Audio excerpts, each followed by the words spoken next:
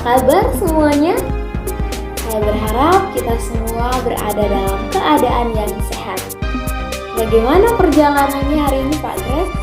Saya berharap perjalanan hari ini sungguh mendatangkan sukacita dalam hidup Pak Greg dan semua yang Pak Greg layani, terutama kakak-kakak tingkat yang saat ini sedang menjalani PPL.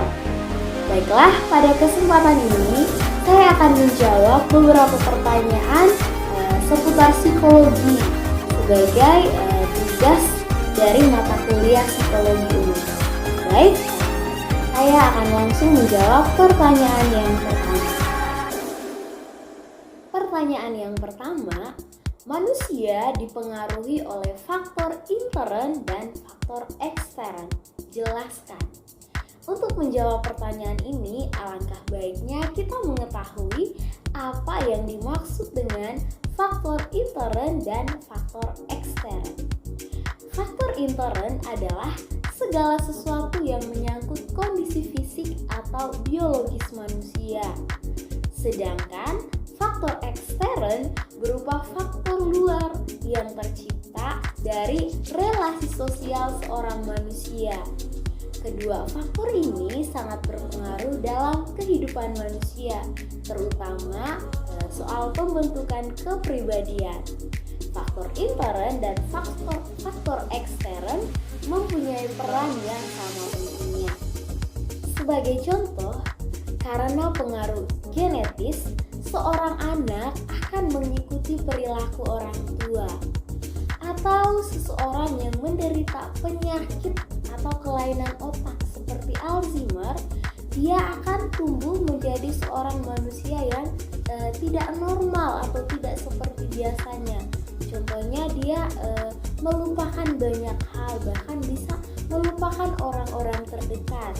Misalnya seorang ibu yang menderita Alzheimer akan melupakan suaminya dan juga melupakan anaknya. Sebagai akibat dari penyakit lupa itu, dia tidak berperan sebagai seorang ibu yang baik.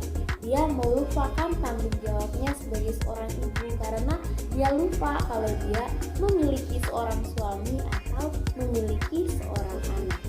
Nah, fakta-fakta ini menunjukkan bahwa faktor intern atau faktor biologis atau kondisi fisik manusia turut mempengaruhi perilakunya, termasuk kemampuan bertanggung jawab.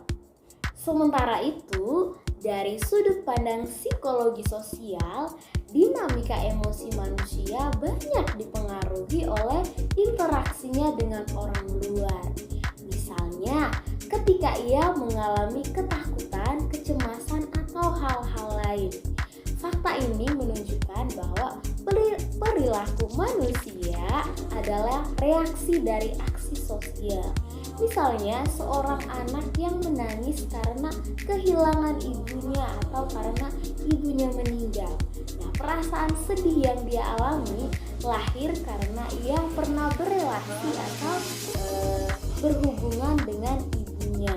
Jadi ini menunjukkan bahwa perilaku manusia disebabkan oleh faktor sosial atau faktor ekstern atau karena faktor relasi manusia dengan manusia lain. Nomor 2, apa arti manusia bertanggung jawab?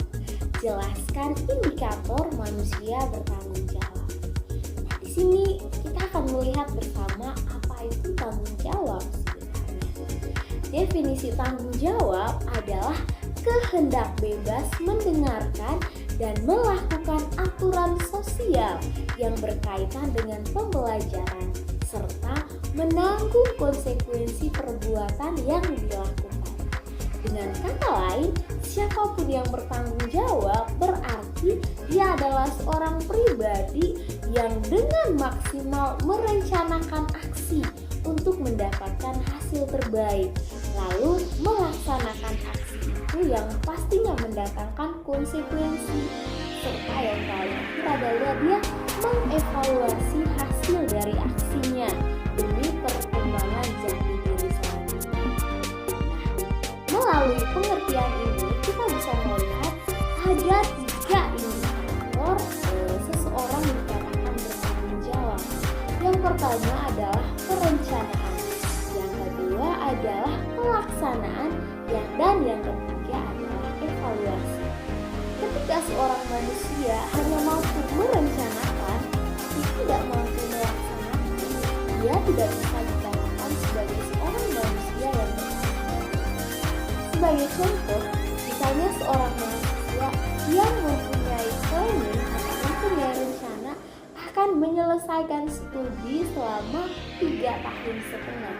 Tetapi dalam proses studi, dia tidak belajar, tidak banyak membaca, jarang mengerjakan tugas, atau hal-hal lain yang bertentangan dengan niat atau rencana awal, maka dia tidak bisa dikatakan bertanggung jawab. Dan pasti hasil dari studinya tidak akan sesuai rencana. Bisa saja ia lulus pada waktu yang sangat lama yang tidak sesuai dengan planning atau rencana awal. Jadi, jika ingin menjadi manusia yang dikatakan bertanggung jawab, 3 indikator itu harus dipenuhi. Yang pertama, harus punya rencana. Yang kedua, harus mampu melaksanakan rencana tersebut. Dan yang ketiga, harus mampu mengevaluasi rencana dan apa yang telah dilaksanakan demi perkembangan jati diri selanjutnya. Nomor berikutnya, jelaskan pengaruh atensi, persepsi, dan memori dari kinerja otak terhadap kepribadian. Sebelum menjawab pertanyaan ini, saya mengajak kita semua untuk melihat apa itu atensi, persepsi, dan memori. Yang pertama, atensi. Atensi adalah suatu usaha mengendalikan pikiran. Atensi ini menentukan fokus seseorang. Jika atensi atau fokus seseorang teralihkan, maka kemungkinan besar ia akan menjadi pribadi yang tidak bertanggung jawab. Sebagai contoh sederhana, saat ini saya sedang take video untuk mengerjakan tugas. Tetapi jika pikiran saya, hati saya tidak tertuju pada apa yang menjadi dasar persoalan yang harus saya jelaskan, maka pasti saya akan take berkali-kali karena fokus saya tidak pada tugas tapi pada hal lain. Misalnya saya fokus pada pesan-pesan WhatsApp, misalnya ada pesan WhatsApp yang masuk dari orang-orang spesial misalnya, itu akan mengganggu atensi saya. Jadi kemungkinan besar saya akan menjadi manusia yang tidak bertanggung jawab, misalnya terlambat mengumpulkan tugas atau bahkan tidak mengerjakan tugas sama sekali. Lalu yang kedua, mari kita melihat apa itu persepsi. Persepsi atau dalam bahasa Latin perceptio adalah proses menerima kesadaran atau pengertian dengan mengordinir dan menginterpretasikan apa yang didapat dari informasi sensorik. Atau dapat disederhanakan, persepsi adalah proses menafsir sesuatu. Jika seseorang salah tafsir, ia kemungkinan akan menjadi pribadi yang tidak bertanggung jawab. Yang ketiga, mari kita lihat apa itu memori. Memori adalah suatu proses yang ada dalam otak manusia yang berfungsi untuk menerima, mengolah, menyimpan, dan menggunakan kembali suatu informasi di kemudian hari. Jika memori manusia baik atau sehat, maka kemungkinan besar ia akan menjadi pribadi yang bertanggung jawab. Baik sistem atensi, persepsi maupun memori saling membutuhkan satu sama lain untuk membentuk kepribadian seseorang. Jika persepsi bekerja, ia tentunya membutuhkan memori dan atensi. Sedangkan saat memori bekerja, memori juga membutuhkan penyerapan informasi dari atensi dan persepsi. Nah, sedangkan saat persepsi juga bekerja, ia membutuhkan informasi awal dari atensi untuk kemudian disimpan dalam memori. Demikianlah 3 hal ini, atensi, persepsi, dan memori saling bekerja sama dalam pembentukan kepribadian. jika kita punya atensi atau perhatian atau fokus yang baik, maka kita bisa menjadi seorang pribadi yang bertanggung jawab. Begitu juga jika kita mempunyai persepsi yang benar atau yang tepat, kita pasti akan menjadi manusia yang bertanggung jawab. Lalu ketika kita memiliki memori yang sehat, yang baik, pastinya kita juga akan terbentuk menjadi pribadi yang bertanggung jawab. Pertanyaan yang terakhir, berikanlah salah satu teori dari psikolog. Bisa googling atau membaca modul lebih lanjut tentang psikologi sosial. Nah, kali ini saya akan menjawab dengan metode googling ya. Jadi saya mencari di internet informasi tentang psikologi sosial. Dan di sini saya memilih dua orang ahli, yaitu Saul dan Costanzo.